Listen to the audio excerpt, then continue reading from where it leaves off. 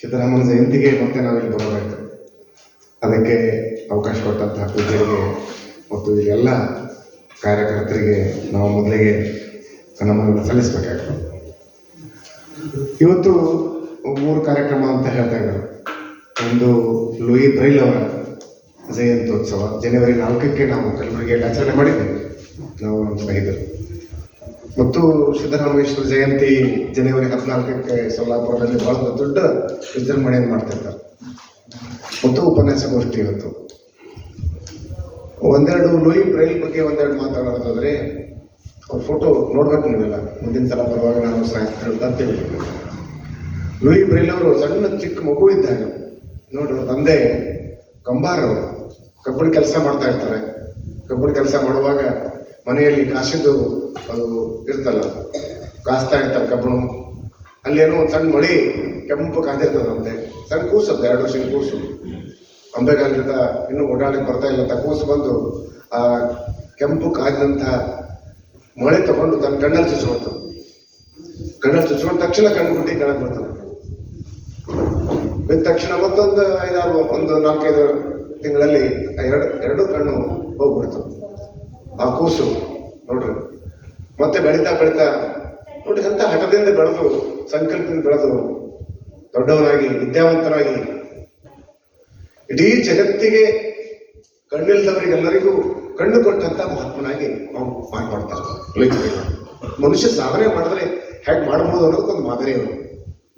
ಇಡೀ ಜಗತ್ತಿನ ಯಾವುದೇ ಭಾಷೆಯಲ್ಲಿ ಸಹಿತ ಓದುವಂತ, ಬರೆಯುವಂತ ಒಂದು ಲಿಪಿಯನ್ನು ಕಂಡುಹಿಡಿತಾರೆ. ಇದು ಸಾಮಾನ್ಯ ಸಾಧನೆ ಅಲ್ಲ. ಸಣ್ಣ ವಯಸ್ಸಿನಲ್ಲಿ ಅವರೇನು ನಮ್ಮಷ್ಟು 60 ವರ್ಷ ತನಕ ಬದುಕಿದಲ್ಲಿ, 37-40 ವರ್ಷದೊಳಗೆ ಮತ್ತೆ 46 ವರ್ಷಕ್ಕೆ ನಿಧನ ಆಗ್ತಾವೆ. ಸಾಧನೆ ಮಾಡೋರಿಗೆ ನೋಡ್ರಿ, ಯಾವುದೇ ನಮ್ಗೆಲ್ಲ ಶರೀರದ ಎಲ್ಲ ಅವಯವಗಳಿದ್ರು ನಾವು ಏನೇನೋ ನಾವು ಹೇಳ್ತಾ ಇದ್ದೇವೆ. ಮುಖ್ಯವಾದಂತಹ ಜಗತ್ತಿನ ಕಣ್ಣೇ ಕಾಲಾರದಂಥವ್ರು ಮಾಡಿದ ಸಾಧನೆ ನೋಡಿದ್ರೆ ಏನಂತ ಅಂತಾರೆ. ಅಂಥವ್ರದ್ದು ನಾನು ನೆನೆಸ್ಬೇಕು. ನಾವು ಅವ್ರ ಇಡೀ ತ್ಯಾಗ, ಅವ್ರು ಮಾಡಿದ ಶ್ರಮ, ಅವರ ಒಂದು ತಪಸ್ಸು, ಅದರ ಪ್ರತಿಫಲವಾಗಿ ಇವತ್ತು ನಾವು ಕರ್ನಾಟಕದಲ್ಲೆಲ್ಲ, ಇಡೀ ಭಾರತದಲ್ಲಿ ಸಾವಿರಾರು ಜನ, ಲಕ್ಷಾಂತರ ಜನ ವಿದ್ಯಾವಂತರಾಗ್ತಾ ಇದ್ದಾರೆ. ಆ ಲೂಯಿ ಬ್ರೈಲ್ ಅವರ ಬ್ರೈಲ್ ಲಿಪಿಯನ್ನು ನೋಡಿ, ಅದು ಸ್ಪರ್ಶದಿಂದ ನೋಡ್ರಿ. ನಾವೆಲ್ಲ ದೃಶ್ಯದಿಂದ ಓದ್ತೇವೆ, ನಾವು ಕಣ್ಣಿನಲ್ಲಿ ನೋಡ್ತೇವೆ, ಕಿವಿಯಿಂದ ಕೇಳ್ತಿರ್ತೀವಿ. ಆದ್ರೆ ಮುಟ್ಟಿ ಅಕ್ಷರಗಳನ್ನು ನೋಡೋದು, ಅಕ್ಷರಗಳನ್ನ ಅಭ್ಯಾಸ ಮಾಡೋದು, ಕೃತಿಗಳನ್ನು ಓದುವುದು ದೊಡ್ಡ ಸಾಹಸ ಇದೆ. ಅದನ್ನು ಮಾಡಿದಂತ ಆ ಮಹಾಮಹಿಮರ ನೆನಪು ಇವತ್ತು ಮಾಡ್ಕೊಳ್ತಾ ಇರೋದು ಅದೊಂದು ನಮ್ಮ ಭಾಗ್ಯ. ಅಂಥವ್ರನ್ನ ಅವರು ಹುಟ್ಟಿ 217 ವರ್ಷ ಐತಿ. ಅದನ್ನ ನೆನಪಿಸ್ಕೊಳ್ತಾ ನಾವು ಸಹಿತ ಹಿರಿಯರಾದವರು ಒಂದು ಸಣ್ಣ ಮಕ್ಕಳು ಇದ್ರು ಎಷ್ಟು ಜೋಪಾನವಾಗಿ ನೋಡ್ಬೇಕು ಅನ್ನೋದು ನಾವು ಇದನ್ನ ಮೂಲಕ ತಿಳ್ಕೊಳ್ಬೋದು. ಕೂಸುಗಳನ್ನ ಎಲ್ಲಿ ಸಿಕ್ಕಲ್ಲೇ ಬಿಟ್ಟು ನಾವು ಹೋದ್ರೆ ಸ್ವಲ್ಪ ಎಷ್ಟು ಅನಾಹುತ ಆಗ್ತದೆ. ಮತ್ತು ಏನೇ ಕಷ್ಟ ಇದ್ದರೂ ಅವ್ರು ಹೇಳಿದ್ರಲ್ಲ, ಎಂತಹ ಪ್ರಾಣ ಸಂಕಟ ಇದ್ದರೂ ಅದನ್ನ ಚಾಲೆಂಜ್ ಮಾಡಿದ್ರೆ, ಸಮಸ್ಯೆ ಬಂದ್ರೆ ಅದನ್ನ ಎದುರಿಸಲಾದ್ರೆ ಓಡುವುದಲ್ಲ, ಅದನ್ನ ಎದುರಿಸಿದ್ರೆ, ನಿಭಾಯಿಸಿದ್ರೆ ಏನೆಲ್ಲ ಸಾಧನೆ ಮಾಡಬಹುದು ಅನ್ನೋದಕ್ಕೂ ಇದೊಂದು ಉದಾಹರಣೆ. ನಾವು ಸಮಾಜದಲ್ಲಿ ಬದುಕುವಾಗ, ಸಂಸಾರದಲ್ಲಿ ಜೀವನ ಮಾಡ್ತಾ ಇರುವಾಗ, ಈ ಹುಟ್ಟು ಸಾವಿನ ಅವಧಿಯಲ್ಲಿ ಸಣ್ಣ ಪುಟ್ಟ ಸಮಸ್ಯೆ ಬಂದ್ರೆ ಎದುರಿಸೋದಲ್ಲ ನಾವು. ಸಣ್ಣ ಪುಟ್ಟ ಸಮಸ್ಯೆ ಬಂದ್ರೆ ಓಡೋದು, ಏನೋ ಅಳುವುದು, ಪಲಾಯನ ಮಾಡೋದು ಮಾಡ್ತಿರ್ತೀವಿ. ಆದ್ರೆ ಆ ಸಮಸ್ಯೆ ಒಳಗಡೆ ಒಂದು ಮತ್ತೆ ಪರಿಹಾರ ಇರ್ತದೆ. ಅದನ್ನು ನಾವು ಕಂಡುಕೊಳ್ಬೇಕು ಅನ್ನೋದಕ್ಕೆ ಲೂಯಿ ಬ್ರೈಲ್ ಅವರು ಮಾಡಿದ ಸಾಧನೆ, ಪೂಜ್ಯರು ಮಾಡಿದ ಸಾಧನೆ. ನಮ್ಮ ಅಂಧ ಲೋಕದ ಜಗತ್ತಿನಲ್ಲಿರ್ತಕ್ಕಂಥ ಅನೇಕ ವಿದ್ವಾಂಸರು, ಪ್ರಾಧ್ಯಾಪಕರು ನಮ್ಮ ಕರ್ನಾಟಕದಲ್ಲಿದ್ದಾರೆ, ಭಾರತದಲ್ಲಿದ್ದಾರೆ. ಬ್ಲೈಂಡ್ ಇದ್ದರು ನಮ್ಮ ಸ್ನೇಹಿತರು, ನಾವು 40 ವರ್ಷದ ಸ್ನೇಹಿತರು, ನಾನು ಶಾಸ್ತ್ರಿ ಅವರು. ಅವ್ರಿಗೆ ನಾವು ಬ್ಲೈಂಡ್ ಅಂತ ಅನ್ಸೋದೇ ಇಲ್ಲ, ನಮ್ಗೆ ಗೊತ್ತೇ ಇಲ್ಲ. ಅವರು ಕುರುಡ ಅಂತ ನಮ್ಗೆ ಅನ್ಸೋದೇ ಇಲ್ಲ. ಅವ್ರು ಯಾವಾಗಲೂ ನಮ್ಮ ಜೊತೆ ಇರ್ತಿರ್ತಾರೆ. ನಾವು ಹಗಲ ರಾತ್ರಿ ಜೋಡಿ ನಗ್ತಾ ಆಟ ಆಡ್ತಾ ಇರ್ತಿರ್ತೀವಿ ನಾವು. ಅವ್ರು ಬ್ಲೈಂಡ್ ಅಂತ ಅನ್ಸೋದೇ ಇಲ್ಲ. ಯಾಕಂದ್ರೆ ಅಷ್ಟು ಅವರ ಶಕ್ತಿ, ಸಾಧನೆ, ಪ್ರತಿಭೆ ಅವರಲ್ಲಿ ಇದೆ. ಮತ್ತು ಪ್ರತಿಯೊಬ್ಬರ ಹತ್ರ ಇದೆ. ಇದು ಲೂಯಿ ಬ್ರೈಲ್ಗಳಿಂದ ನಾವು ಒಂದು ಆತ್ಮಾವಲೋಕನ ಮಾಡಿಕೊಂಡು ಯಾವುದೇ ಕಾರಣಕ್ಕೂ ಎಂಥ ಸಮಸ್ಯೆ ಬಂದರೂ ಅದನ್ನು ನಿಭಾಯಿಸ್ತೀವಿ, ಸಾಧನೆ ಮಾಡಿ ತೋರಿಸ್ತೀವಿ. ಬದುಕಿನಲ್ಲಿ ನಿರಾಶೆ ಹೊಂದಬಾರ್ದು, ಬದುಕಿನಲ್ಲಿ ಪಲಾಯನ ಮಾಡಬಾರ್ದು, ಬದುಕಿನಲ್ಲಿ ಯಾವುದೇ ಕಾರಣಕ್ಕೂ ಏನೋ ಸಣ್ಣ ಪುಟ್ಟ ಸಮಸ್ಯೆ ಬಂದ್ರೆ ಅದನ್ನ ಹೆದರ್ಕೊಂಡು ಕುಗ್ಗಬಾರ್ದು ಅನ್ನೋದಕ್ಕೆ ಒಂದು ನೆನಪಿದು. ಇದು ಜಯಂತಿ ದಿವಸ ನಾವು ಸಂಕಲ್ಪ ಮಾಡ್ಬೋದು. ಒಂದೇನು. ಎರಡನೇದು ಸಿದ್ದರಾಮೇಶ್ವರ ಜಯಂತಿ. ಸಿದ್ದರಾಮೇಶ್ವರರು ಇಡೀ ಶರಣಕುಲದಲ್ಲಿ 12ನೇ ಶತಮಾನದ ಇರ್ತಕ್ಕಂಥ ಶರಣರಲ್ಲಿ ಅತ್ಯಂತ ಜನಪ್ರಿಯ ಆದವರು. ಬಸವಣ್ಣನಿಗಿಂತ ಒಂದು ಹೆಚ್ಚಿಗೆ ತೂಕ ಜನಪ್ರಿಯರಾದವರು. 3 ರಾಜ್ಯಗಳಲ್ಲಿ ಸಿದ್ದರಾಮಯ್ಯ ಜಯಂತಿ ಮಾಡ್ತಿರ್ತಾರೆ. ಒಂದ್ ಕಡೆ ಮಹಾರಾಷ್ಟ್ರದಲ್ಲಿ ಅವ್ರ ಲಿಂಗೈಕ್ಯರಾಗಿದ್ದಂತ ಸೊಲ್ಲಾಪುರ, ಅವರು ಅವ್ರ ಜನ್ಮಸ್ಥಳನೂ ಹೌದು ಮತ್ತು ಐಕ್ಯ ಸ್ಥಳನೂ ಹೌದು ಸೊಲ್ಲಾಪುರ. ಕಲ್ಯಾಣದಲ್ಲಿ ಅವ್ರು ಬಂದಿದ್ದು ಕಾಯಕ ಸ್ಥಳ, ಕರ್ಮಸ್ಥಳ ಅವ್ರು ಇದ್ದಿದ್ದು, ಶಿವಯೋಗ ಸ್ಥಳ ಅವು ಆಗಿದ್ದು ಕಲ್ಯಾಣದಲ್ಲಿ, ಕರ್ನಾಟಕದಲ್ಲಿ. ಮತ್ತು ಹೋಗಿದ್ದು ತೆಲಂಗಾಣ, ಆಂಧ್ರ ಪ್ರದೇಶ, ಏನು ಆಂಧ್ರ ಪ್ರದೇಶ ಶ್ರೀಶೈಲ. ಅವ್ರ ಗುರುಗಳು ರೇವಣಸಿದ್ಧರು ಇದ್ದಿದ್ದು ಕೊಲ್ಲಿಪಕ್ಕ. ಹೀಗೆ 3 ರಾಜ್ಯಗಳಲ್ಲಿ, ಇಡೀ ಭಾರತದಲ್ಲಿ 3 ರಾಜ್ಯಗಳಲ್ಲಿ ಏಕಕಾಲದಲ್ಲಿ ಲಕ್ಷಾಂತರ ಜನ, ಕೋಟ್ಯಾಂತರ ಜನ ಜಯಂತ್ಯೋತ್ಸವನ ಆಚರಣೆ ಮಾಡ್ತಾರೆ ಸಿದ್ದರಾಮಯ್ಯಂದು. ಮೊನ್ನೆ ತಾನೇ ನೋಡ್ಬೇಕು, ಸೊಲ್ಲಾಪುರದಲ್ಲಿ ಎಷ್ಟು 10 ಲಕ್ಷ ಜನ ಏಕಕಾಲದಲ್ಲಿ ಅವರು ಧ್ವಜಸ್ತಂಭ ಹಿಡ್ಕೊಂಡು ಬರ್ತಿರ್ತಾರೆ ಸೊಲ್ಲಾಪುರ ಗದ್ದಿಗೆ. ನಾನು ಸಾಕಷ್ಟು ಸಲ ಹೋಗ್ತಿರ್ತೀನಿ ಸೊಲ್ಲಾಪುರ, ಕಲಬುರಗಿಯಿಂದ ಒಂದು 125 ಕಿಲೋಮೀಟರ್ ಇದೆ. ನಾವು ಹೋಗ್ತಿರ್ತೇವೆ. ಹೋದಾಗಮ್ಮ ಅಲ್ಲಿ ಅವ್ರ ಗದ್ದಿಗೆ ಅವ್ರು ಯೋಗ ಮಾಡ್ತಾ ಏನು ನಿರ್ವಿಕಲ್ಪ ಸಮಾಜದವರು ಜೀವಂತವಾಗಿ ಒಳಗಡೆ ಗದ್ದಿಗೆಯಲ್ಲಿ ಕುಂತು ಅವ್ರು ಲಿಂಗೈಕ್ಯರಾದವರು. ಈಗಲೂ ಸಹಿತ ಅಲ್ಲಿ ಜನ ಏನಂತಿರ್ತಾರೆ, ಅವ್ರು ಇನ್ನೂರು ಜೀವಂತ ಇದ್ದಾರೆ ಒಳಗಡೆ, ಓಂ ನಮಃ ಶಿವಾಯ ಅಂತ ಕಿವಿ ಹಚ್ಚಿ ಕೇಳ್ತದ ಅಂತಿರ್ತಾರೆ. ಅಷ್ಟು ನಂಬಿಕೆ. ಮತ್ತು ಇಡೀ ಜಗತ್ತಿಗೆಲ್ಲ ಏನೇ ಆದರೂ ನಮ್ಮ ಸೊಲ್ಲಾಪುರಕ್ಕೆ ಏನೂ ಆಗೋದಿಲ್ಲ ಅನ್ನೋ ನಂಬಿಕೆ ಅವರಿಗೆ. ಈಗ ಸೊಲ್ಲಾಪುರ ಹೇಗಿದೆಯೋ ಹಾಗೆ ಒಬ್ಬ ಪಾವನ ಪುರುಷರು, ಒಬ್ಬರು ಪವಿತ್ರ ಪುರುಷರು, ಒಬ್ಬರು ಸಾಧಕರು, ಒಬ್ಬರು ಯೋಗಿಗಳು ಬಂದ್ರೆ ಆ ಜಾಗವೂ ಸಹಿತ ಅಷ್ಟು ಪವಿತ್ರ ಆಗ್ತದೆ ಅನ್ನೋದಕ್ಕೆ ಸೊಲ್ಲಾಪುರ ಅಷ್ಟಲ್ಲ, ಇದೂ ಸಹಿತ ನಿಮ್ಮ ಚಿನ್ಮಯಗಿರಿಯೂ ಸಹಿತ ಅಷ್ಟೇ ಪವಿತ್ರ ಆಗ್ತದೆ. ಇಂಥ ಕಾಡು, ಇಂಥ ಗುಡ್ಡ, ಇಂಥ ಬೆಟ್ಟ, ನರಿ ನಾಯಿಗಳು, ಪ್ರಾಣಿಗಳು, ಪಕ್ಷಿಗಳು ಓಡಾಡುವಂಥ ಜಾಗದಲ್ಲಿ ಇಂಥ ಮನುಷ್ಯರು, ಇಂಥ ಯೋಗಿಗಳು, ಸಾಧಕರು ಇಲ್ಲಿ ಕೂತುಕೊಂಡು ಅನುಭವ ಚಿಂತನೆ ಮಾಡ್ತೇವಲ್ಲ, ಇದರಂಥ ಪವಿತ್ರ ಸ್ವರ್ಗ ಇನ್ನೆಲ್ಲಿ ಇಲ್ಲ. ಇದು ಸಹಿತ ಅಷ್ಟೇ ಮುಂದೆ ಆಗ್ತದೆ. ಈಗ ಗೊತ್ತಾಗೋದಿಲ್ಲ ನಮ್ಗೆ ಇರುವಾಗ. ನಾವು ಇಂತಹ ಕಾಡಿನಲ್ಲಿ, ಇಂತಹ ದೂರದ ನೋಡಿದ 10 ಹಳ್ಳಿ ಸುತ್ತು ನೋಡಿದ್ರೆ ಇಲ್ಲಿ ಇಂಥ ಕಾಡು, ರಾತ್ರಿ ಇಲ್ಲಿ ಬರ್ತಾ ಇದ್ದೆ ನಾವು, ಅಂಜಿಕೆ ಬರುವಂತ ಸ್ಥಿತಿ. ಅದು ಬಂದು ನೋಡಿದ್ರೆ ಬೆಳಕು, ಬಾಗಿಲಿಂದ ಇಲ್ಲಿ ಬರೋ ತನಕ ಬೆಳಕು, ಗುರುಗಳ ದರ್ಶನ ಮಾಡೋದು, ಎಷ್ಟು ಆನಂದ. ಇಲ್ಲಿ ಪ್ರಸಾದ, ಇಲ್ಲಿ ಕೂಡೋದು, ಇಲ್ಲಿ ಅನುಭವ ಕೇಳೋದು, ಇದು ಈ ಜಾಗದ ಮಹಿಮೆ. ಯಾಕೆ ಜಾಹೀರಾಗ್ತದಂದ್ರೆ ಅಂತ ಸಾಧಕರೊಬ್ಬರು ಇಲ್ಲಿ ಬಂದಿದ್ದಾರೆ. ಅವರು ಎಲ್ಲೋ ಹುಟ್ಟಿದವರು, ಎಲ್ಲೋ ಬೆಳೆದವರು, ಏನೋ ಹಾಕಿದವರು, ನಂತರ ಸರ್ಕಾರಿ ನೌಕರಾಗಿ ಅವರು ಶಿಕ್ಷಕರಾಗಿರ್ಬೋದಿತ್ತು. ಆದರೆ ಸಮಾಜಕ್ಕೆ, ಸಮಾಜದ ಆರೋಗ್ಯ, ಸಮಾಜದ ಒಂದು ಅಜ್ಞಾನ, ಸಮಾಜದ ಸರಿಪಡಿಸಬೇಕು ಅನ್ನುವಂತಹ ಕಳಕಳಿಯಿಂದ ಅವರು ಇಡೀ ತಮ್ಮ ವೈಯಕ್ತಿಕ ಜೀವನವನ್ನು ತ್ಯಾಗ ಮಾಡಲಿಕ್ಕೆ ಗೊತ್ತಿದ್ದಾರೆ. ಅಂತಹ ಪೂಜ್ಯರಿಗೆ ನಾವು ನಿತ್ಯ, ನಾನಂತೂ ವೈಯಕ್ತಿಕವಾಗಿ ನಾನು ನನ್ನ ಹಡೆದ ತಂದೆ ತಾಯಿಗಳನ್ನ, ನನ್ನ ಕಲಿಸಿದ ಗುರುಗಳನ್ನ ಬೆಳಗ್ಗೆ ನಾನು ಲಿಂಗ ಪೂಜೆ ಮಾಡೋ ನಂತರ ನೆನೆಸ್ತಿರ್ತೇನೆ ಅವ್ರಿಗೆ. ಅದೇ ತರ ಇತ್ತೀಚೆಗೆ ಕಳೆದ 4-5 ವರ್ಷದಿಂದ ಪೂಜ್ಯರನ್ನು ಸಹಿತ ಬೆಳಗ್ಗೆ ನಾನು ದರ್ಶನ ಮಾಡ್ತಿರ್ತೇನೆ ನಾನು ಲಿಂಗದಲ್ಲಿ. ಅಂತಹ ಪೂಜ್ಯರು ನಿಮ್ಮ ಬಸವನಂದ ಶ್ರೀಗಳು. ಅವರನ್ನ ನೆನೆಸ್ತಾ ನಾನು ಸಿದ್ದರಾಮೇಶ್ವರನ್ನ ಯಾಕೆ ನೆನಪು ಮಾಡ್ಕೊಳ್ತಾ ಇದ್ದೀನಿ ಅಂದ್ರೆ, ಸಿದ್ದರಾಮೇಶ್ವರರು ಇಡೀ ಶರಣರಲ್ಲಿ ಅವ್ರ ಬಗ್ಗೆ ಎಲ್ಲಾ ಶರಣರಿಗಿಂತ ಭಿನ್ನವಾಗಿ ಯಾಕೆ ಕಾಣ್ತಾರೆ ಅಂದ್ರೆ, ಅವರು ಎಲ್ಲಾ ಶರಣರ ಬಗ್ಗೆ ನಮಗೇನು ದಾಖಲೆ ಸಿಗೋದಿಲ್ಲ.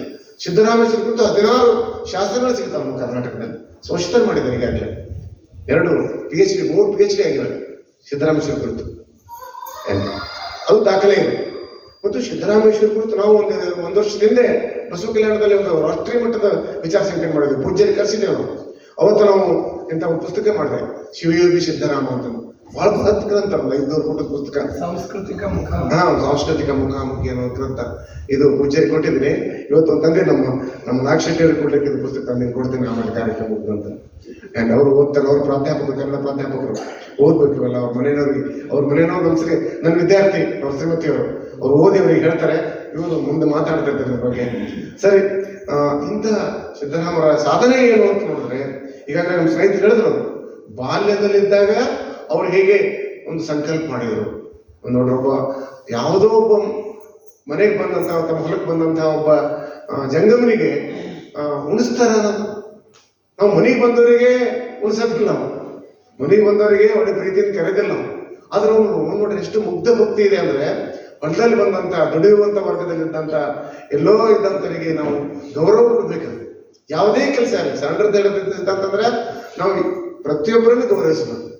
ಯಾವುದೇ ಕೆಲಸ ಮಾಡಲು, ಅವರು ಚಪ್ಪಲಿ ಹೊಲಿಯೋರು ಇರ್ಬೋದು, ಬಟ್ಟೆ ಹೊಲಿಯೋರು ಇರ್ಬೋದು, ಮಂಡ್ಯ ತಿಕ್ಕೋರು ಇರ್ಬೋದು, ಕಸ ಮುಸರೆ ಮಾಡೋರು ಇರ್ಬೋದು, ಶೌಚಾಲಯ ಸ್ವಚ್ಛ ಮಾಡೋರು ಇರ್ಬೋದು, ಯಾವುದೇ ಇರ್ಬೋದು, ಯಾವುದೇ ಕ್ಷೇತ್ರದಲ್ಲಿರಲಿ ಅವ್ರಿಗೆ ಗೌರವ ಕೊಡ್ಬೇಕು ನಾವು, ಶರಣ ಧರ್ಮದವ್ರು ನಾವು.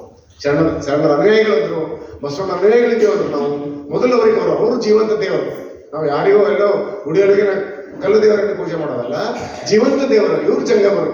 ಯಾಕಂದ್ರೆ ಪರಿಶ್ರಮ ಪಡ್ತಾ ಇದ್ದಾರೆ, ಮುಂಜಾನೆ ಸಿದ್ಧ ದುಡಿತಾ ಇದ್ದಾರೆ, ಗೌರವಿಸ್ತಾ ಇದ್ದಾರೆ. ಅವರಿಗೆ ಪ್ರೀತಿಯಿಂದ ಮಾತಾಡಿಸೋದು, ಗೌರವ ಕೊಡೋದು, ಸಾಧ್ಯ ಆದ ಮಟ್ಟಿಗೆ ಶಕ್ತಿಯಾನುಸಾರ ಸೇವೆ ಮಾಡೋದು, ಇದು ನಾವು ಸಣ್ಣ ವಯಸ್ಸಿನಿಂದಲೇ ಸಿದ್ದರಾಮ ಕಲ್ತಿದ್ದರು. ಜೊತೆಗೆ ಅಲ್ಲಿ ಹೋದ್ರು, ಶ್ರೀಶೈಲಕ್ಕೆ ಹೋದ್ರು. ಶ್ರೀಶೈಲಕ್ಕೆ ಹೋಗಿ ಅವರು ಬಂದರು ಹೋದ್ರು, ಅದು ಇತಿಹಾಸದಲ್ಲಿ ಬೇರೆ. ಆದ್ರೆ ದೊಡ್ಡ ಶಕ್ತಿ ಸ್ಥಳ ಅದು. ಅದು ಇಡೀ ಭಾರತದಲ್ಲಿ ದೊಡ್ಡ ಒಂದು ಬೆಟ್ಟ. ಇದೇ ತರ ಇದ್ಯಾಕೆ ಬೆಟ್ಟ ಇದೆ, ಅಂತ ದೊಡ್ಡ ಬೆಟ್ಟ. ಸುತ್ತಮುತ್ತಲು ಶ್ರೀಶೈಲ ಸುತ್ತಮುತ್ತಲು 90 ಕಿಲೋಮೀಟರ್ ಬರೀ ಕಾಡಿದೆ. ಗಿಡಮೂಲಿಕೆಗಳು, ಪ್ರಕೃತಿ ರಹಸ್ಯವಾದಂತ ಪ್ರಕೃತಿ ರಹಸ್ಯ ಇದೆ. ಒಂದು ಕೆಲವೊಂದು ಗೊತ್ತಾಗೋದಿಲ್ಲ ನಮಗೆ. ಅಂತ ಎಲ್ಲ ಗಿಡಮೂಲಿಕೆಗಳು ಇರುವಂತ ಒಂದು ಶಕ್ತಿ ಅದು. ಶ್ರೀಗಿರಿ ಸಂಪದ್ಭರಿತವಾದ ಬೆಟ್ಟ. ಶ್ರೀ ಅಂದ್ರೆ ಸಂಪತ್ತು, ಗಿರಿ ಅಂದ್ರೆ ಬೆಟ್ಟ, ಸಂಪದ್ಭರಿತವಾದ ಬೆಟ್ಟ ಅದು. ಅದು ಮಲ್ಲಯ್ಯನಿಂದ ಅಂತಲ್ಲ, ಪ್ರಕೃತಿ ಸಹಜವಾಗಿರುವಂತ. ಅಲ್ಲಿ ಹೋಗಿ ಬಂದ್ರೆ ನೀವು ಉಸಿರಾಟ ಸ್ವಚ್ಛ ಆಗಿಬಿಡ್ತದೆ. ಇಲ್ಲ ಆಗಿದೆ ಹಾಗೆ, ಇದನ್ನು ಹಾಗೆ ಶ್ರೀಗಿರಿನೇ, ಇದನ್ನು ಚಿನ್ಮಯಗಿರಿ ಇದು. ಅಂತಹ ಬೆಟ್ಟದಲ್ಲಿ ಅವ್ರು ಹೋಗಿ ತಪಸ್ಸು ಮಾಡಿದ್ರು. ಶ್ರೀಶೈಲ ನಮ್ಮ ಅಲ್ಲಮ್ಮ ಪ್ರಭುದೇವರು ಅಲ್ಲಿಗೆ ಹೋಗಿದ್ರು. ಅಕ್ಕಮಹಾದೇವಿ ಗವಿಯು ಅಲ್ಲೇ ಇದೆ, ಕದಳಿ ಇದೆ ಅಲ್ಲೇ. ಮತ್ತು ಸಿದ್ದರಾಮಂದು ಕೊಳ್ಳ ಇದೆ, ನಾವೆಲ್ಲ ಹೋಗಿದ್ದೆವು. ಹೋದ ವರ್ಷ ನಾನು ನಮ್ಮ ಸ್ನೇಹಿತರು ಹೋಗಿದ್ದೆವು. ಸಿದ್ದರಾಮನ ಕೊಳ್ಳ ಎಂತ ಭೀಕರವಾದ ಕೊಳ್ಳ. ಸುಮಾರು ಒಂದು 200 ಮೀಟರ್ ತೆಗ್ಗು ಆ ಪ್ರದೇಶ, ಅಲ್ಲಿ ಹಾರ್ಲಿಕ್ಕೆ ಪ್ರಯತ್ನ ಮಾಡಿದಂತ ಸಿದ್ದರಾಮ ಅವರಿಗೆ ಪ್ರತ್ಯಕ್ಷ ಆದ ಮಲ್ಲಯ್ಯ ಅಂತಂತಾರೆ.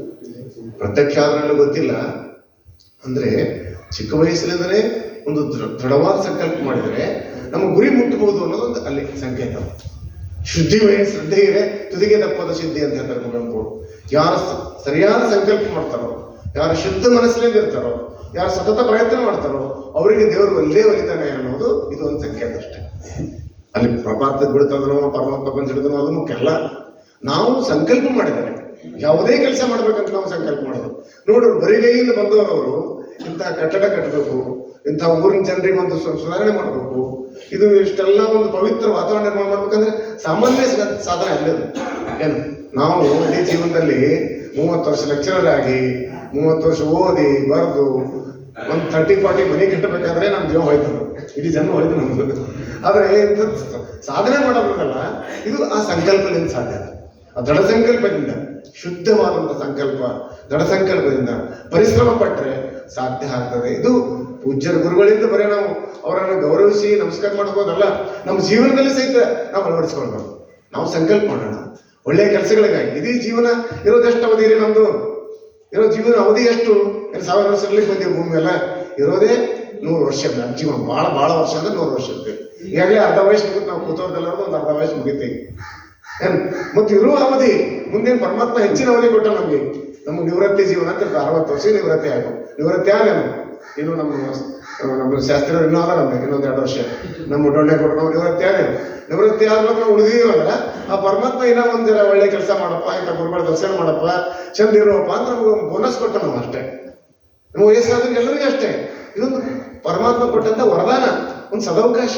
ಇದನ್ನ ನಾವು ಹೇಗೆ ಬಳಸಬೇಕು?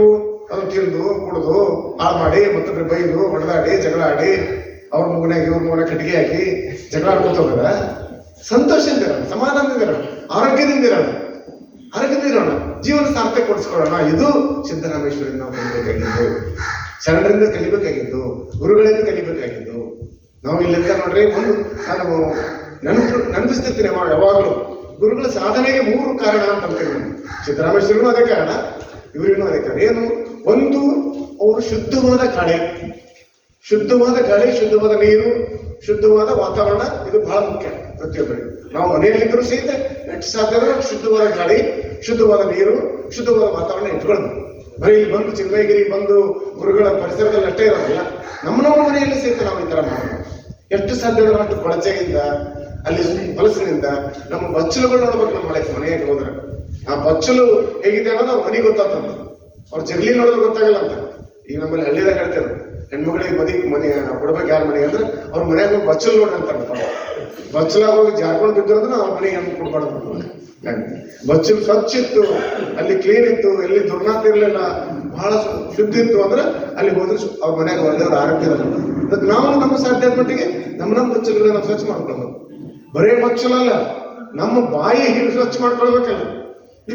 ಒಂದು ಮನೆ ಶುದ್ಧ ಮಾಡ್ಕೊಳ್ಳೋದು, ಇನ್ನೊಂದು ಮನಸ್ಸು ಶುದ್ಧಿ ಮಾಡ್ಕೊಳ್ಳೋದು. ಮನಸ್ಸು ಶುದ್ಧಿ ಇರ್ಬೇಕಲ್ಲ. ಹೇಳೋದು ಗುರುಗಳು ಯಾರು ನಮ್ಮ ಸ್ನೇಹಿತರು, ಮಂಡೆ ಮಾಸಿನಡೆ ಮಹಾಮಜ್ಜನವ ಮಾಡಬೇರಿ, ಮನವ ಮಾಸಿನಡೆ ಏನು ಮಾಡಬೇರಿ, ಮನಸ್ಸು ಮಾಸಿ ಬಿಟ್ಟವ ನಮ್ಮ ಮನಸ್ಸುಗಳೇ ಕೊಳಕಾಯಿ ಬಿಟ್ಟವ. ನಾ ಬಡ ನೀ ಬಡ, ನಾ ಶ್ರೇಷ್ಠ ನೀ ಶ್ರೇಷ್ಠ, ನಾ ಶ್ರೀಮಂತ ನೀ ಶ್ರೀಮಂತ, ನಾ ಇಷ್ಟು ಸುಂದರ ನೀ ಇಷ್ಟು ಸುಂದರ, ನನ್ನಿಂದ ದೊಡ್ಡ ಅಧಿಕಾರದ ನಿಂತದೆ. ಎಲ್ಲಿ ನೋಡದಲ್ಲಿ ಬರೀ ಅಪಾಪಿತನ, ದುಡ್ಡು, ಭ್ರಮೆ, ಪ್ರತಿಷ್ಠೆ, ಸೊಕ್ಕು, ದಿಮಾಕು, ಜಗಳ, ಇದರಲ್ಲೇ ಜಗತ್ತು ಕಂಡುಬಿಟ್ಟವು. ಜಗತ್ತುಗಳ ಯುದ್ಧ ಮಾಡತ್ತವೆ ಅಂತ. ಟ್ರಂಪ್ ಅದಕ್ಕೊಂದು ತಲೆ ಕೆಟ್ಬಿಟ್ಟರು. ಟ್ರಂಪ್ ಅಮೆರಿಕಾದ ಅದು ಗುಚ್ಚಿಡ್ಬಿಟ್ಟರು. ಆ ಕಡೆ ಒಂದು ಉತ್ತರ ಕೊರಿಯಾ ಅವ ಒಂದು ಕೀಟನ ಚೋಟನ ಅವನು ನಿಗರ್ಕೊಂಡು ಓಡಾಡತ್ತ. ಅವನೊಂದು ದೊಡ್ಡ ಈ ಜಗತ್ತು ಎಲ್ಲಿ ನಡೆದು ದೊಡ್ಡ ಬರೀ ಶ್ರೀಮಂತಿಕೆ ಅನ್ನೋದು ಮತ್ತೊಬ್ಬರಿಗೆ ಮೋಸ, ಮತ್ತೊಬ್ಬರಿಗೆ ಹಾಳು ಮಾಡ್ಕೊತವಲ್ಲ, ಮತ್ತೊಬ್ಬರಿಗೆ ಹಾಳು ಮಾಡದ. ಎಲ್ಲರ ಜೊತೆ ಶಾಂತಿಯಿಂದ, ಸಮಾಧಾನದಿಂದ, ಪ್ರೀತಿಯಿಂದ, ತಾಳ್ಮೆಯಿಂದ, ಸಹನೆಯಿಂದ ಇದ್ರೆ ಬದುಕ್ತ ಭೂಮಿ ಇರ್ತದಿಲ್ಲ, ಭೂಮಿ ಸುಟ್ಟೋಗ್ತದ್ರಿ. ಇಡೀ ವಿಶ್ವ ಎಷ್ಟು ಸಾವಿರ ಸಲ ಭಸ್ಮ ಮಾಡುವಷ್ಟು ದೊಡ್ಡ ದೊಡ್ಡ ಅಣುಬಾಂಬ್ಗಳು ಬಂತವ್ರ ಹತ್ರ. ಒಂದು ಬಟನ್ ಹೊತ್ತು ಮುಗಿತು, ಎಲ್ಲ ನಾವು ಕುಂತಲೇ ಹರ ಶಿವ ಶಿವ ಬೂದಿ ಆಗುತ್ತೆ ಇಡೀ ಭೂಮಿ. ಅಂಥದ್ರಲ್ಲಿ ಬೇಕಾಗಿದ್ದೇನು? ಶಾಂತಿ, ನೆಮ್ಮದಿ, ತಾಳ್ಮೆ, ಸಮಾಧಾನ, ಪ್ರಸನ್ನತೆ, ಖುಷಿ, ಸಂತೋಷ. ಇದು ಸ್ವರ್ಗ. ಇದನ್ನೇ ಬಿಟ್ಟು ಮತ್ತೆ ಬೇರೆ ಎಲ್ಲೇ ಸ್ವರ್ಗ ಇಲ್ಲ.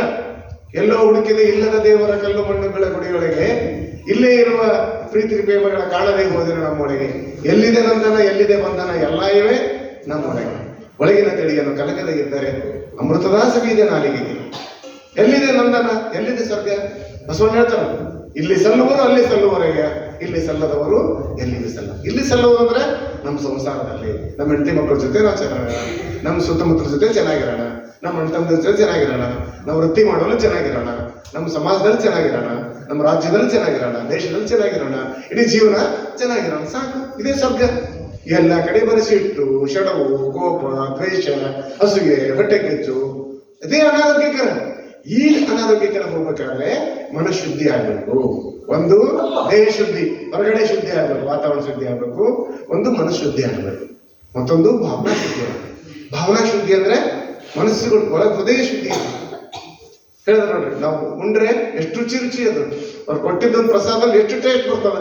ಭಾವನೆ ಅದ, ಅದರಲ್ಲಿ ಭಕ್ತಿ ಅನ್ನೋ ಭಾವನೆ ಅದ, ಪ್ರಸನ್ನತೆ ಅನ್ನೋ ಭಾವನೆ ಅದ, ಅಲ್ಲಿ ಪ್ರೀತಿ ಅನ್ನೋ ಭಾವನೆ ಅದ, ಕಳಕಳಿ ಅನ್ನೋ ಭಾವನೆ ಅದ, ಆತ್ಮೀಯತೆ ಅನ್ನೋ ಭಾವನೆ ಅದ. ಅದು ಆತ್ಮೀಯತೆ ಇಲ್ಲ ಅಂದ್ರೆ ಯಾವೆಲ್ಲ ವ್ಯರ್ಥ ಆಗ್ತದೆ, ಪ್ರೀತಿ ಇಲ್ಲ ಅಂದ್ರೆ ಎಲ್ಲ ವ್ಯರ್ಥ ಆಗ್ಬಿಡ್ತದೆ. ಹಾಗೆ ಸಿದ್ದರಾಮೇಶ್ವರ ಮಾಡಿದ ಸಾಧನೆ ಅದು ಒಂದು ಮನುಷ್ಯ ಕುಲಕ್ಕೆ ಬೇಕಾದಂತಹ ಸಾಧನೆ. ಇಡೀ ಸಕಲ ಜೀವರಾಶಿಗಳಿಗೆ ಒಳಿತನ್ನು ಬಯಸುವಂತ ಕೆರೆಕಟ್ಟೆಗಳಿಗೆ ಕಟ್ಟಿದ್ರು.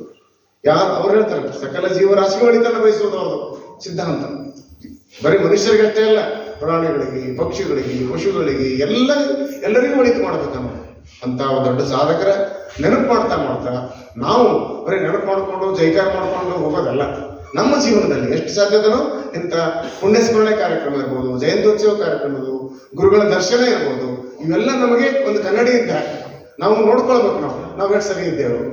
ಗುರುಗಳು ಹೇಳಿದ್ರು ನಮಗೆ, ನಿನ್ನ ಬಂದ ತಕ್ಷಣ ನಮ್ಗೆ ದೊಡ್ಡ ಜ್ಞಾನದ ಒಂದು ದೀಪ ಹಚ್ಚಿದ್ರು ನಮ್ಮ ಎದೆಯೊಳಗೆ. ಇನ್ನು ನಾನು ಶಾಸ್ತ್ರಿಯವರು, ಇನ್ನು ನಾವು ಪ್ರೊಫೆಸರ್ ಇದ್ದೀವಿ, ದೊಡ್ಡವರಿದ್ದೀವಿ ಅಂತೆಲ್ಲ ನಮ್ಗೆ ಒಂಥರ ದಿಮಾಕ್ ನಮಗೆ. ಅವರಂದರು, ನೀವು ಇಷ್ಟೆಲ್ಲ ದೊಡ್ಡವರಾಗಿ PhD ಮಾಡಿದ್ರಿ, ಇನ್ನ ಸ್ಥಾವರ ಲಿಂಗಗಳು ಹೋಗ್ತಿರಲ್ಲ ನೀವು ಅಂತಂದವ್ರು. ನೀವು ಎದೆಯಲ್ಲಿ ಲಿಂಗ ಕಟ್ಟಿಕೊಂಡು, ಇಷ್ಟಲಿಂಗ ಕಟ್ಟಿಕೊಂಡು, ಪ್ರಾಣಲಿಂಗ ಆಹ್ವಾನ ಮಾಡ್ಕೊಳ್ಳೋದು ಬಿಟ್ಟು ಇನ್ನ ಎಷ್ಟು ದಿವಸ ಇವೆಲ್ಲ ಗೋಕರ್ಣ, ಜ್ಯೋತಿರ್ಲಿಂಗ, ತೀರ್ಥ ಓಡಾಡ್ತೀರಿ ಅಂತ ಇಂಡೈರೆಕ್ಟ್ಲಿ ನಮಗೆ ಅಂದ್ರು. ಅಂತ ತಿಳಿದಪ್ಪ, ಎಂತ ತಪ್ಪು ಮಾಡ್ತೇವೆ ನಾವು, ಇನ್ನ ನಮ್ಗೆ ಬುದ್ಧಿ ಬಂದಿಲ್ಲ ನಮಗೆ. ಅಂದ್ರೆ ನಮ್ಮ ಆತ್ಮಾವಲೋಕ, ನಮ್ಮ ಕನ್ನಡಿ ಅಂತ ಗುರುಗಳು ಅಂದ್ರೆ ನಮ್ಮ ಕನ್ನಡಿ. ನಾವು ನೋಡ್ಕೊಳ್ಬೇಕು, ನಮ್ದೆಲ್ಲಿ ತಪ್ಪಿದೆ, ನಮ್ದು ಓರೆಕೊರೆಯಲ್ಲಿದೆ, ನಮ್ದೆಲ್ಲಿ ದೋಷಗಳಿವೆ, ನಾವು ಇನ್ನೂ ಜೀವನವನ್ನು ಎಷ್ಟು ಪ್ರಬುದ್ಧ ಮಾಡ್ಕೊಳ್ಬಹುದು, ಎಷ್ಟು ಸಾರ್ಥಕ ಮಾಡ್ಕೊಳ್ಬಹುದು, ಎಲ್ಲಿ ತಪ್ಪುಗಳಿವೆ ನೋಡ್ರಿ. ದುಶ್ಚಟಗಳು ಇಲ್ಲ ಅನ್ನೋದು ಬೇರೆ, ನಾವು ಕೆಟ್ಟ ಹಾದಿ ಹೋಗ್ತಾ ಇಲ್ಲ ಅನ್ನೋದು ಬೇರೆ. ಆದ್ರೂ ಇನ್ನೂ ಸರಿಯಾದಂತ ಉನ್ನತವಾದಂತಹ ಪ್ರಬುದ್ಧ ಪದಕ್ಕೆ ಹೋಗ್ಬಹುದಿತ್ತಲ್ಲ, ಯಾಕೆ ಹೋಗ್ತಾ ಇಲ್ಲ? ನಮ್ಮ ಆಲೋಚನೆಗಳು ಇನ್ನೂ ವಿಶಾಲ ಆಗ್ಬೇಕು, ವಿಶ್ವ ಮಾನವತೆಯನ್ನು ಸಾಕ್ಬೇಕು, ಅನಿಕೇತನಾಗಬೇಕು, ನಾವು ಪಕ್ವ ಆಗ್ಬೇಕು, ಮಾಗ್ಬೇಕು. ಇದು ಪೂಜ್ಯರಿಂದ ನಾವು ಕಲ್ಕೊಳ್ಬೇಕಾಗಿದ್ದು. ಅದನ್ನ ಸಿದ್ದರಾಮೇಶ್ವರ ಶಿವರಿಂದಾಗ್ಲಿ, ಬಸವಣ್ಣವರಿಂದಾಗ್ಲಿ, ಲೂಯಿ ಬ್ರೈಲಿಂದಾಗ್ಲಿ, ಎಲ್ಲರಿಂದ ನಾವು ಅರ್ಥ ಮಾಡ್ಕೊಳ್ಬೇಕು ಅನ್ನೋದೊಂದು ನೆವದಿಂದ, ಅಷ್ಟು ದೂರದಿಂದ. ನಾನು ಶಾಸ್ತ್ರೀಯರು ಹೇಳಿದಾಗ 3 ಸಲ ಇದು ಬರೋದು. ಮೊದಲೊಂದ್ಸಲ ನಾನು ಒಂದು 4-5 ವರ್ಷದಿಂದ ಧರ್ಮಸ್ಥಳಕ್ಕೆ ಹೋಗ್ತಾ ಇದ್ದೆ, ಹೋಗುವ ಗುರುಗಳ ದರ್ಶನ ಮಾಡ್ಕೊಂಡಿದ್ದೆ. ಹೋದ ವರ್ಷ ಕಳಿಸಿದ್ರು ಗುರುಗಳು, ಹೋದ ವರ್ಷ ಅವ್ರ ದರ್ಶನ ಭಾಗ್ಯದಿಂದ ಅವರ ಪ್ರಸಾದ ತೆಗೆದುಕೊಂಡು ಮತ್ತಿಷ್ಟು ಅವ್ರ ಆರೋಗ್ಯ ಸರಿಯಾಗಿದೆ. ಈಗ ಈ ವರ್ಷ ಬಂದಿದ್ರೆ ಮತ್ತು ಇರುವವರೆಗೆ ಹಾಗೆ ಪ್ರತಿ ವರ್ಷಕ್ಕೆ ಒಂದ್ಸಲಾದ್ರೂ ಗುರುಗಳ ದರ್ಶನಕ್ಕೆ ನಾವು ಬರ್ತೀವಿ. ಗುರುಗಳ ಸೇವೆಗೆ ನಾವು ಸದಾ ಸಿದ್ಧಿದ್ದೇವೆ. ನಿಮ್ಮಂತೆಲ್ಲ ನಾವೆಲ್ಲ ದೂರಿಂದ ಬರ್ತೇವೆ, ನೀವು ಇಲ್ಲೇ ಇದ್ದವರು, ನಿಮ್ದಂತ ಸ್ವರ್ಗ ಏನು ಮನಸ್ಸು ನಾವು ರಿಟೈರ್ಡ್ ಆಗಿ ಇಲ್ಲೇ ಬಂದು ಇರ್ಲಿಲ್ಲಪ್ಪ ಅನಿಸ್ತದ. ಅದರ ಮನೆ ನಮ್ಮ ಹೆಂಡ್ರು ಮಕ್ಕಳು ಬಿಡ್ಬೇಕಲ್ಲ ನಾವು ಏನೋ ದೂರಿಂದ. ಆದರೂ ಸಾಧ್ಯ ಆದಷ್ಟು ಮಟ್ಟಿಗೆ ಗುರುಗಳು ಈ ದಾರಿಯಲ್ಲಿ ಹೋಗುವಾಗ, ಧಾರವಾಡ ಬಂದಾಗ, ಹುಬ್ಬಳ್ಳಿಗೆ ಬಂದಾಗ, ಅಥವಾ ಈ ಕಡೆ ನಾನು ಯಾವಾಗ ಹೋಗ್ತಿರ್ತೇನೆ ಧರ್ಮಸ್ಥಳ, ಉಡುಪಿ ಆ ಕಡೆ ಹೋಗುವಾಗ ಗುರುಗಳ ದರ್ಶನ ಮಾಡಿ ಹೋಗುವಂಥ ಒಂದು ಕೃಪೆ ನಮ್ಮ ದೇವರು ಒಲಿರಲಿ, ದೇವರು ಒದಗಿಸ್ಲಿ. ಗುರುಗಳ ಆಶೀರ್ವಾದ ಸದಾ ನಮ್ಮಲ್ಲಿರಲಿ. ನೀವೆಲ್ಲರೂ ಅಂತ ಪುಣ್ಯವಂತರು, ನಿಮ್ಮಂಥ ಭಾಗ್ಯ ಇದು ಭಾಗ್ಯವಯ್ಯ ಅಂತ ಸಣ್ಣ ಹಂಗೆ ನಿಮ್ಮಂಥ ಭಾಗ್ಯವಂತರು ನೋಡೋದು, ತಾಯಂದಿರನ್ನ, ಮಕ್ಕಳನ್ನ, ಹಿರಿಯರನ್ನ, ಗುರುಗಳನ್ನ ಕಾಣೋದು ಇದು ಒಂದು ಭಾಗ್ಯ. ಎಂತ ಅವಕಾಶ ಮಾಡಿಕೊಟ್ಟಂತ ಗುರುಗಳಿಗೆ ಮತ್ತು ಸ್ನೇಹಿತರಿಗೆ ತಮಗೆಲ್ಲರಿಗೂ ಶರಣಾರ್ಥಿ ಹೇಳಿ ನನ್ನ ಮಾತುಗಳನ್ನು